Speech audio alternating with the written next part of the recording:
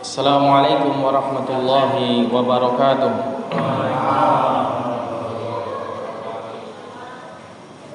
Alhamdulillah hamdan katsiran thayyiban barakan fi kama yuhibbu rabbuna wa yarda.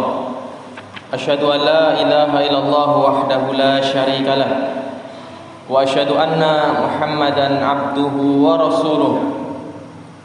Wa sallallahu ala nabiyyina Muhammadin wa ala alihi wa ashabihi wa man tabi'ahum bi ihsanin ila yaumiddin, amma ba'd. Segala puji syukur bagi Allah Subhanahu wa taala yang masih mempertemukan kita pada kesempatan malam kali ini melanjutkan kajian dari kitab Alamul Jin Wasyayatin, mengenal alam jin dan syaitan. Terakhir kita masuk pada pembahasan tentang unsur penciptaan yang digunakan oleh Allah Subhanahu wa taala untuk menciptakan jin. Kemudian jin itu lebih dahulu diciptakan oleh Allah daripada manusia, sebagaimana Allah Subhanahu wa taala berfirman dalam surah Al-Hijr ayat 26 sampai 27. Adapun pembicaraan kita pada malam kali ini yaitu tentang asmaul jinni fi lughatil Arab. Nama-nama jin menurut bahasa Arab. Qala Ibnu Abdul Bar, berkata Imam Ibnu Abdul Bar rahimahullah, al-jinnu 'inda ahli al-kalam wal 'ilmi bil lisan ala maratib. Jin menurut ahlul kalam, itu dari kalangan mutasawwifah, dan menurut lisan manusia, itu kebiasaan manusia, bahwasanya jin itu ada beberapa tingkatan. Ya, sebelum saya menyebutkan di sini bahwasanya penamaan yang disebutkan oleh Imam Ibnu Abdul Bar ini tidak berdasarkan atau tidak didasari oleh hadis yang sahih. Jadi penamaan ini hanya sekedar menurut lisan manusia. Seperti contohnya di sini penamaannya ada Gandarwo, ada kuntilanak. Ada nggak dalilnya? Nggak ada. Wewe Gombel, mau dicari dalil dari Quran dan hadis, nggak ada nama itu. Ya, jadi sekedar penamaan menurut lisan manusia. Apalagi ini berdasarkan penuturan ahlul kalam dari kalangan mutasawwifah, ahli tasawuf, ya, ahli kalam dari kalangan Asy'ariyah atau yang lainnya. Yang pertama, fa idza dzakarul jinnu khalisan, jika disebut namanya jin yang murni, jin yang asli, qalu jinniyun, mereka orang Arab menyebutnya dengan kata jin. Jadi kalau jin murni asli betul jin, namanya jin. Fa idza aradu annahu mimma yaskunu ma'an nas, tapi jika jinnya ini suka tinggal bareng manusia, di rumah tinggalnya, di gedung, di bangunan, qalu ammar wa jam'u ummar. Biasanya orang Arab menyebutnya dengan jinnya itu namanya jin Amir atau jin Ammar. Jamaknya adalah Ummar. Ya, jin yang suka tinggal bersama manusia di rumah-rumah namanya jin Amir. Ya, jangan kasih nama anak Amir, karena sama saja apa? Jin yang suka tinggal bersama manusia. Fa in kana mimma yuradu lisibyan, tapi kalau jinnya ini suka ganggu anak kecil, anak yang belum baligh, qalu arwah, namanya apa? Arwah. Ini jin yang biasanya mengganggu anak-anak kecil, sehingga banyak ya, terkadang anak kecil itu suka diganggu di waktu menjelang malam hari. Sehingga Rasulullah Shallallahu Alaihi Wasallam memerintahkan kepada kita jika menjelang waktu maghrib, yaitu perpindahan antara waktu asar dan waktu maghrib, kata Rasulullah, tahan anak-anak kalian. Ya, ditahan. Kemudian kenapa Rasulullah SAW menyuruh anak-anak kita, istilah kita sandekala, anaknya nggak boleh berada di luar? Kata Rasulullah SAW, fahina idin yantashiru syayatin, karena ketika itu syaitan-syaitan sedang berkeliaran. Makanya ada istilah ora ilok. Kalau sandekala, anak kecil di luar rumah. Ini betul dibenarkan oleh syariat. Karena ketika waktu sandekala itulah syaitan, jin-jin ya, ini sedang berkeliaran. Ya, sedang berkeliaran. Namanya adalah arwah, suka mengganggu anak kecil. Fa in khabatha wa tu'radu. Tapi jika jinnya itu buruk, ya, bahkan suka membangkang, qalu syaitan.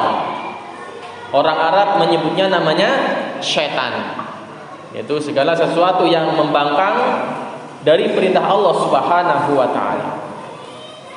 Kemudian yang terakhir, fa in zada amruhu ala dzalika wa qawiyun amruhu. Tapi jinnya ini kuat, ya, bahkan memiliki kekuatan dari jin-jin yang lain. Qalu ifrit. Orang Arab menyebutnya apa? Ifrit. Jin ifrit. Ini ya jin yang pernah ada di zamannya Nabi Sulaiman alaihi salam sampai datangnya Rasulullah sallallahu alaihi wasallam. Jin ifrit masih hidup, ya. Jin yang kuat, sehingga Nabi Sulaiman alaihissalam pernah membuat sayembara. Siapa yang diantara kalian? Jadi Nabi Sulaiman mengadakan sayembara kepada prajurit-prajuritnya. Wahai pengikutku, siapa diantara kalian yang mampu mendatangkan istananya Ratu Balqis? Dalam riwayat mendatangkan singgasananya Ratu Balqis. Maka masing-masing dari kekuatan yang dimiliki oleh bala tentaranya Sulaiman, mereka mengunggulkan kemampuannya. Berkata salah seorang di antara kalian, di antara mereka, aku akan mendatangkan, ya, singgasananya Ratu Balqis, yaitu tempat duduknya Ratu Balqis, 1 minggu. Kelamaan. Ngomong yang lain, saya akan mendatangkannya 1 hari. Masih lama. Qala ifritu minal jinni. Maka ifrit pun menampilkan kemampuannya. Aku akan mendatangkan singgasananya Ratu Balqis qabla an taquma min maqamik, sebelum engkau berdiri, Sulaiman. Jadi Sulaiman itu lagi duduk. Sebelum Sulaiman berdiri, singgasananya Ratu Balqis sudah ada di depan matamu, wahai Sulaiman. Namun ternyata kekuatannya Ifrit ini kalah, Pak. Masih kalah. Karena ada yang lebih cepat dari Ifrit. Dikatakan dalam ayat Al-Quran, ada seorang ahlu ilmi, ya, ana atika qabla ayyar tadda ilaika turfu au kama qala ta'ala. Kata salah seorang pasukannya Sulaiman, ada yang nyeletuk, wahai Sulaiman, kalau Ifrit bisa menggotong singgasananya Ratu Balqis sebelum engkau berdiri, saya lebih cepat. Sebelum engkau kemedep, udah ada di depan matanya. InsyaAllah. Jadi Ifrit itu masih kalah dengan 1 orang ini. Ahli tafsir berbeda pendapat. Siapa ahlu ilmi tersebut? Disebutkan oleh Imam Ibnu Katsir, ahlu ilmi, ya dari kalangan ulamanya Nabi Sulaiman. Kenapa? Ya, ahlu ilmi yang disebutkan oleh ahlu tafsir di sini, ulamanya di zamannya Nabi Sulaiman, kok bisa, padahal dia manusia biasa, bisa mendatangkan kerajaannya atau singgasananya Ratu Balqis hanya sekejap mata, bisa mengalahkan kekuatannya Ifrit, padahal Ifrit dari bangsa jin. Jawabannya, dia berdoa kepada Allah Subhanahu wa taala. Ini yang tidak terpikirkan oleh Ifrit dan oleh prajuritnya Nabi Sulaiman yang lain. Inilah kecerdasan orang yang beriman, orang yang berilmu. Ketika dia berdoa kepada Allah, Allah Maha mampu mengabulkan doanya dan mendatangkan singgasananya Balqis sekejap mata. Ini pendapat yang pertama. Pendapat yang kedua, ahlu ilmi yang dimaksud adalah Nabi Sulaiman itu sendiri. Wallahu a'lam, mana yang lebih kuat? Intinya antara Nabi Sulaiman dan ahlu ilmi tersebut. Yang kita fokuskan di sini adalah Ifrit. Dia adalah jin yang kuat, bahkan kekuatannya melebihi jin-jin yang lain. Dan ini umurnya panjang. Bahkan ketika Rasulullah SAW sedang sholat bersama para sahabatnya, beliau terlihat dari belakang. Jadi para sahabatnya melihat Rasulullah SAW seperti menarik tangan seseorang, seperti mencekik. Ya, dari belakang kelihatan Rasulullah kok seperti mencekik seseorang. Maka ditanya setelah selesai sholat, ya Rasulullah, ya, aku melihat engkau seolah-olah engkau seperti melakukan suatu gerakan.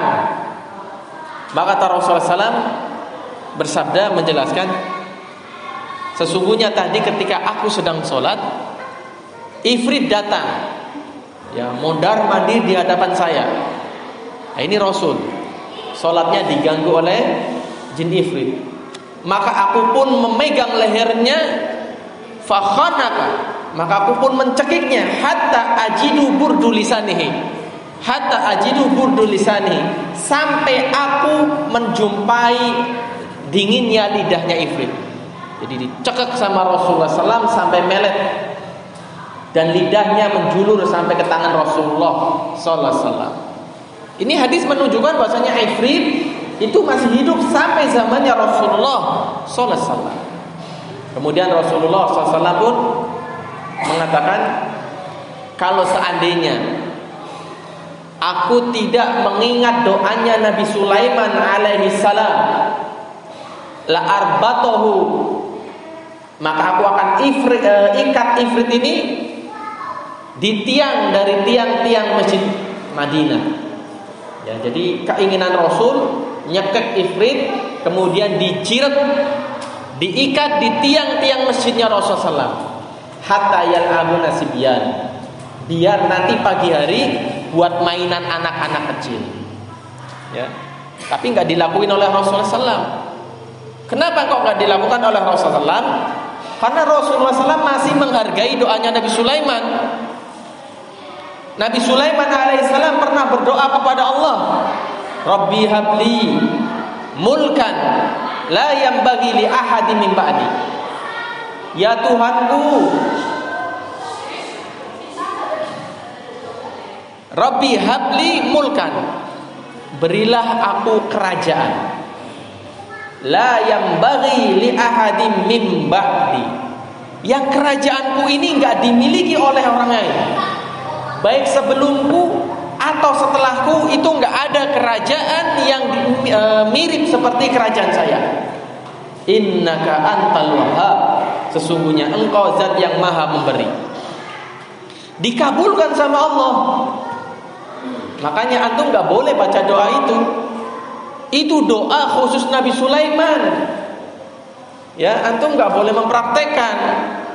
Antum doa malam-malam, Rabbi habli mulkan la yanbaghi, ya dikabulkan sama Allah.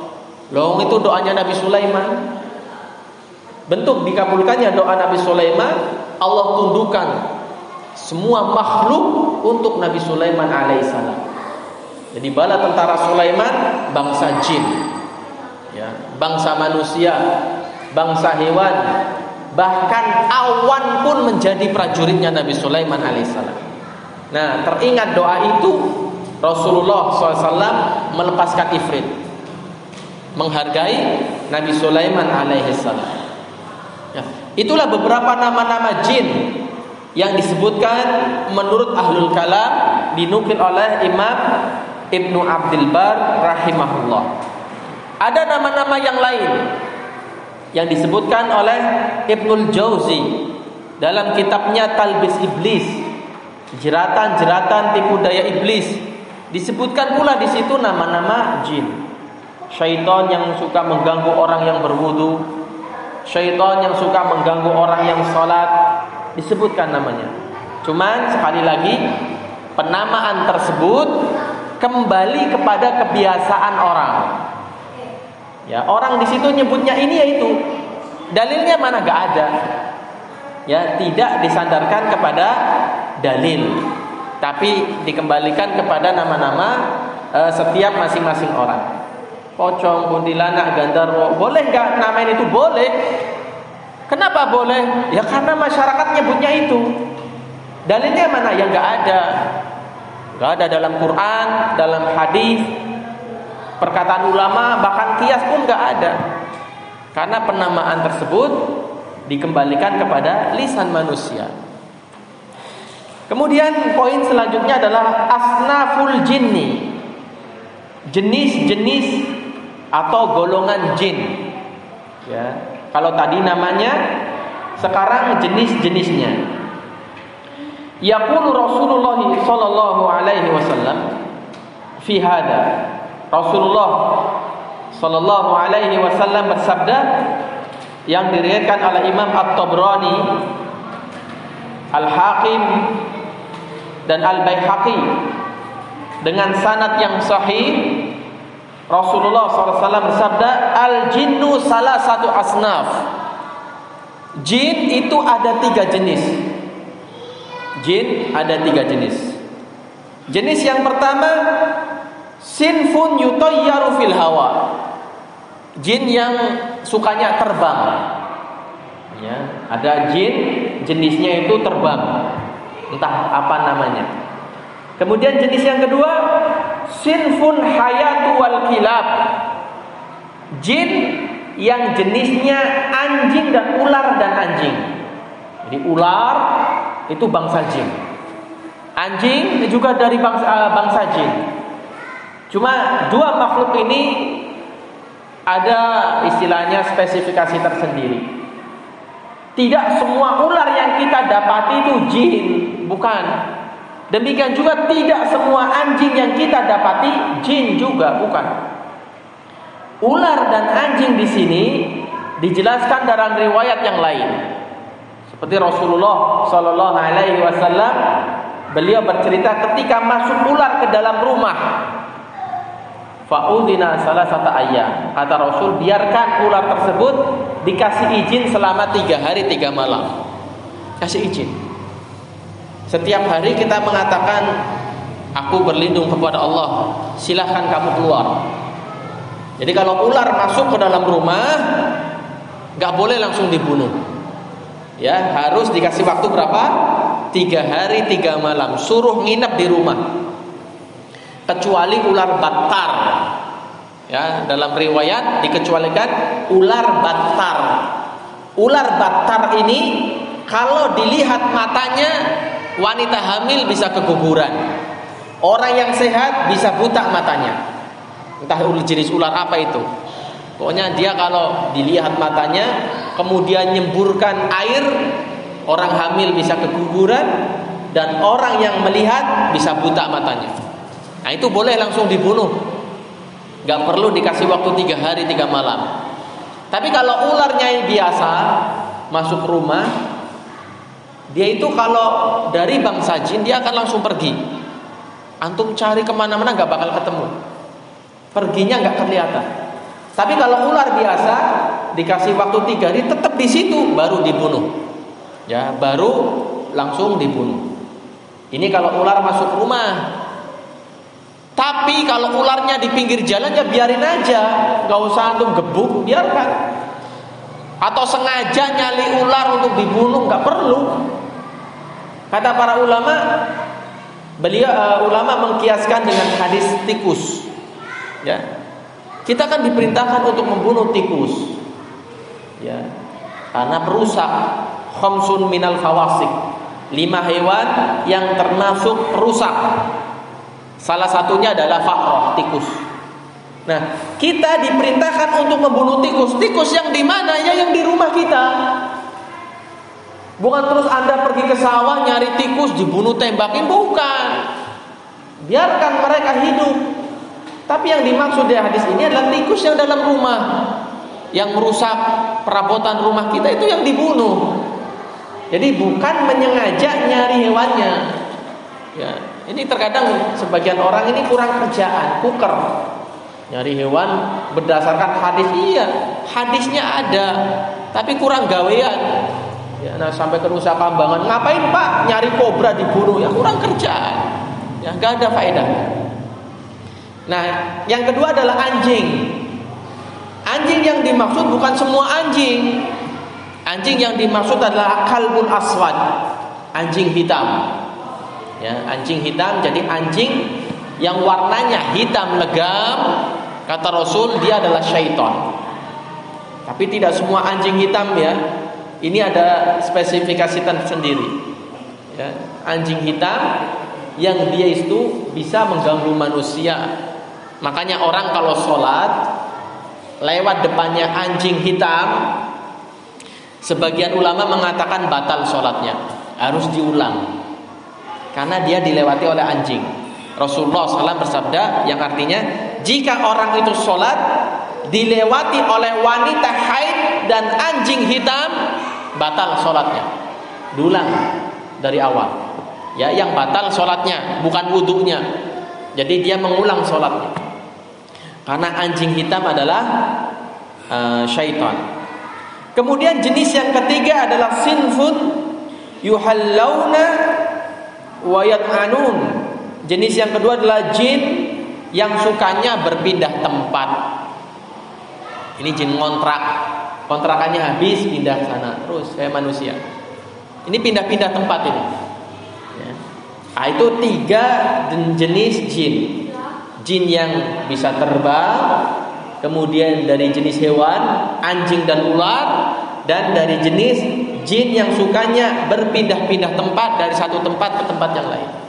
Hadisnya sahih, riwayat Imam Al-Hakim, At-Tabrani dan Baihaqi.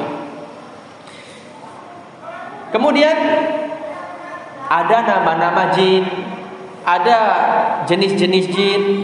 Maka kata penulis, la majala litakdzibi bi'alamil jin. Maka tidak ada celah bagi kita untuk mendustakan alam jin. Ya, nggak ada celah untuk mendustakannya. Kenapa? Disebutkan manusia semuanya sepakat jin itu ada. Bahkan Rasulullah SAW menegaskan dalam hadisnya, jin ada 3 jenis. Berarti nggak bisa kita dustakan. Makanya orang yang mendustakan alam jin, pada hakikatnya mereka mendustakan riwayat dari Rasulullah SAW. Namun ya ada sebagian orang mereka tetap ngeyel, masih mengingkari adanya jin.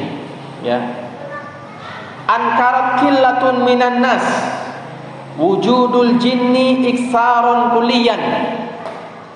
Ada sebagian kecil dari manusia mengingkari adanya wujudnya jin. Jadi nggak percaya jin itu ada, itu nggak percaya.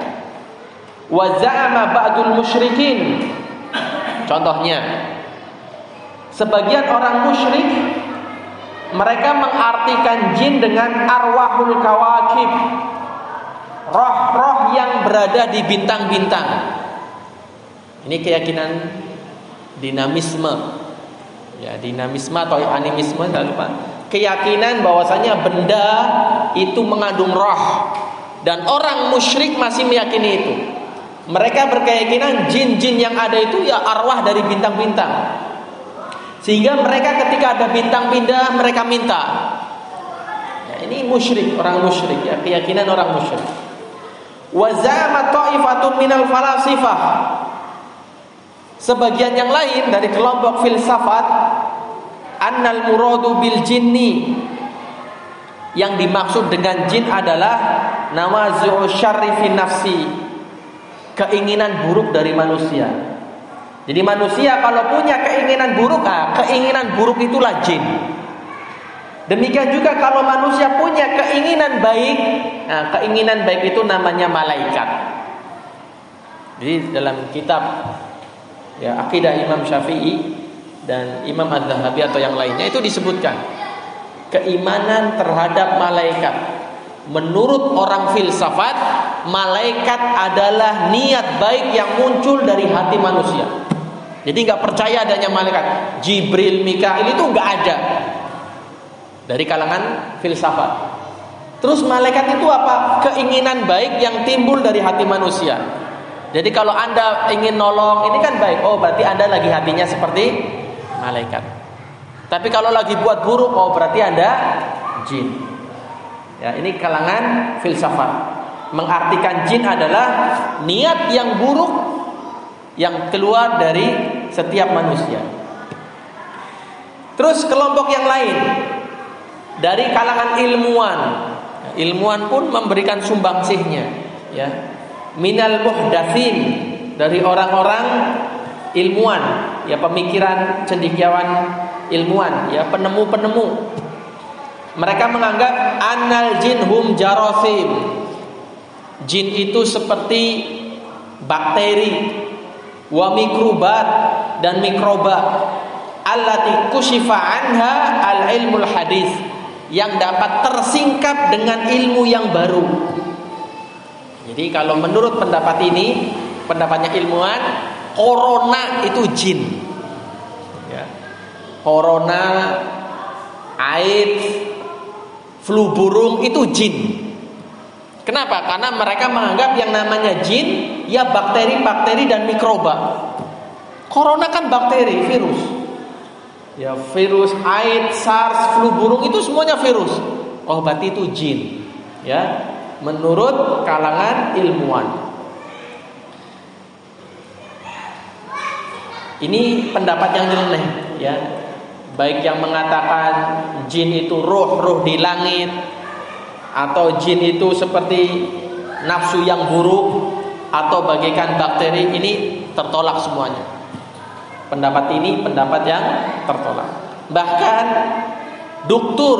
Muhammad Al-Bahi, ya, seorang ulama, berpendapat bahwasanya jin itu malaikat.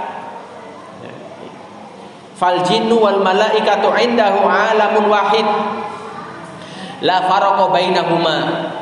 Jin itu malaikat, mereka jenis yang satu, tidak bisa dipisahkan. Ya, ini pendapat dari Dr. Muhammad Al-Bahi. Tentu pendapat ini tertolak juga berdasarkan pembahasan yang telah lalu. Ya, jadi jin sendiri, malaikat sendiri. Nah, dari orang-orang tadi yang mengatakan jin bakteri, jin itu roh, mereka berdalil bahwasanya jin itu nggak kelihatan. Sehingga sesuatu yang tidak kelihatan oleh mata dianggap tidak ada wujudnya. Makanya mereka ditafsirkan, diartikan dengan arti yang lain. Sehingga penulis membantahnya.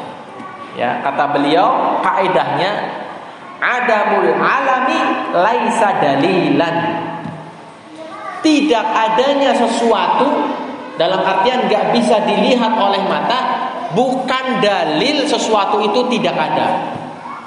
Ya. Inilah yang dipegang oleh orang-orang ateis, oleh orang-orang filsafat. Mereka mengatakan malaikat gak ada, jin gak ada. Kenapa?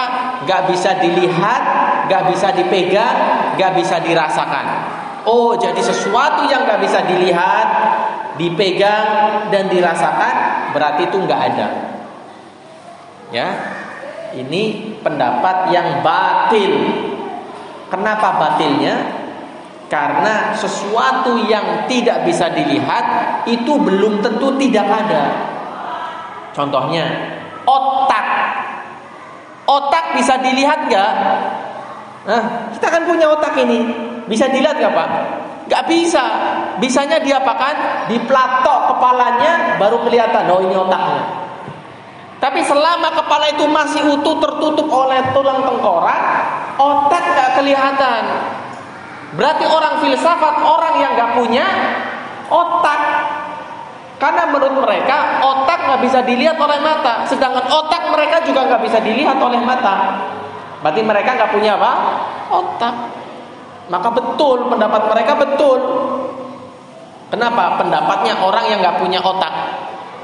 Sehingga mereka nggak percaya. Oh Tuhan itu nggak ada. Karena Tuhan menurut mereka harus bisa dilihat oleh mata, harus bisa dipegang, harus bisa diraba-raba. Ini Tuhan baru seperti itu. Betul pendapat itu. Menurut siapa? Menurut orang yang nggak punya otak. Ya betul bagi mereka. Tapi bagi orang yang punya otak, bagi orang yang punya akal sehat, nyata-nyata pendapat itu batil. Kita organ tubuh kita nggak terlihat oleh kita. Bahkan telinga kita pun nggak bisa kita lihat. Ya, apa berarti kita nggak punya telinga? Tidak, kita punya telinga, meskipun kita nggak bisa melihat telinga kita sendiri. Usus kita nggak bisa kita lihat. Apa berarti manusia nggak punya usus? Tidak. Meskipun kita nggak bisa melihat usus, paru-paru, hati, kita punya. Meskipun itu nggak bisa dilihat. Sama. Jin nggak bisa dilihat oleh mata bukan berarti jin nggak ada. Ya, meskipun jin nggak bisa dilihat, Allah menyebutkan dalam Quran, Rasulullah SAW menyebutkan dalam hadis. Berarti apa? Segala sesuatu yang tidak bisa dilihat oleh mata bukan berarti sesuatu itu tidak ada. Ya. Yang benar adalah jin ada. Alam yang ketiga setelah malaikat, kemudian jin, kemudian manusia. Alam tersendiri. Bahkan orang-orang dari kalangan Yahudi, ya, dalilnya orang-orang dari kalangan Yahudi, orang Nasrani, bahkan orang kafir sekalipun, mereka mengakui bahwasanya jin nyata. Nyata jin. Bahkan dalam kitab yang lain, di abad yang kelima, tahun 500-an, orang-orang Yahudi dan orang-orang Nasara, mereka menggambarkan sosok jin, ya, dengan sosok yang mengerikan. Lahul hajibul rafi', memiliki alis yang terangkat ke atas, kemudian memiliki kumis yang tebal. Yatanaffasu bil lahab, kalau bernafas keluarin api. Ini gambaran mereka. Gambaran jin di abad yang kelima oleh orang-orang kafir. Berarti apa? Mereka meyakini jinnya ada. Bahkan mungkin kalau yang nonton film-film kan ada jin, entah berbagai macam bentuk. Intinya mereka meyakini jin ada. Bahkan orang Indonesia pun bikin film Jin dan Jun. Berarti apa? Mereka meyakini adanya apa? Jin. Ini nggak bisa diingkari, ya. Keyakinan-keyakinan yang ada di tengah masyarakat nggak bisa diingkari. Ya. Siapa yang mengingkari di kalangan umat Islam? Jahmiyah, ya. Mu'tazilah, ya. Asy'ariyah. Ini kelompok-kelompok yang menyimpang, yang menolak adanya jin. Jin itu nggak ada. Jahmiyah, kemudian Mu'tazilah, dan kelompok ahlil kalam. Meskipun pemimpin-pemimpin mereka menetapkan, Abul Hasan Al-Asy'ari menetapkan adanya jin, tapi anak cucunya dari kelompok-kelompok ini menolak, tidak setuju. Apalagi Jahmiyah dan Mu'tazilah, ya, kelompok yang sebagian ulama mengkafirkan Jahmiyah. Jahmiyah ini kelompok kafir, ya, karena menganggap Allah nggak punya nama, Allah nggak punya sifat. Kafir orang ini, ya. Tapi mereka juga menolak jin. Kemudian berdasarkan nas Quran dan hadis, ini banyak sekali. Bisa Anda buka dalam surat jin. Pulang ke rumah dibuka surat jin. Oh nggak bisa Qurannya, wis baca artinya, terjemahnya. surat Jin ayat yang pertama, atau kalau mau ayat pertama sampai ayat yang terakhir dibaca. Dan hadis Rasulullah SAW, ketika itu Rasulullah SAW didatangi oleh ketuanya jin. Ya, pemimpin jin datang ke Rasul, ngapain? Minta bekal. Maka Rasul ngasih 2, tulang dan kotoran. Ya, dikasih bekal oleh Rasulullah SAW. Ini menunjukkan adanya jin dan pernah dilihat oleh Rasulullah SAW. Nah, itulah ya pembahasan pada malam kali ini.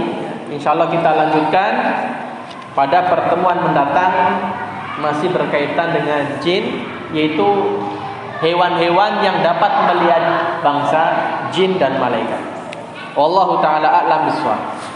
Ada pertanyaan, saya persilahkan.